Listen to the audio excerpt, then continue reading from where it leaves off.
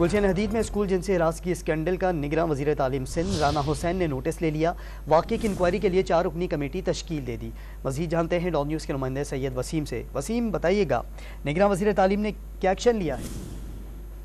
जी बिल्कुल, देखें, निगरान वजीर तालीम सिंध राना हुसैन ने एक कमेटी तश्कील दी है और उस कमेटी को जो है वो directorate of private institution Sindh की सरबराही में तश्कील दिया गया है और जो डिप्टी डायरेक्टर हैं कुर्बान भुट्टो, उन समेत जो है वो director assistant director Mumtaz Kumrani, Zaid Maksi और जावेद काजी पर ये टीम मुश्तमिल है, जो कि स्कूल का कल दौरा करेगी और स्कूल में जो तालबात के साथ हिरासगी का मामला है, इस हवाले से तमाम तर जो वीडियो शवाहिद सामने आए हैं उनकी रोशनी में अपनी रिपोर्ट मुरतब करके वजीर तालीम सिंध, निगरान वजीर तालीम सिंध राना हुसैन को वो रिपोर्ट पेश की जाएगी और हकाइक और कमेटी की सिफारिशात पर मुमकिन है कि मजीद कार्रवाई भी स्कूल के लिए अमल में लाई जाए। जी वसीम, बहुत शुक्रिया आपका।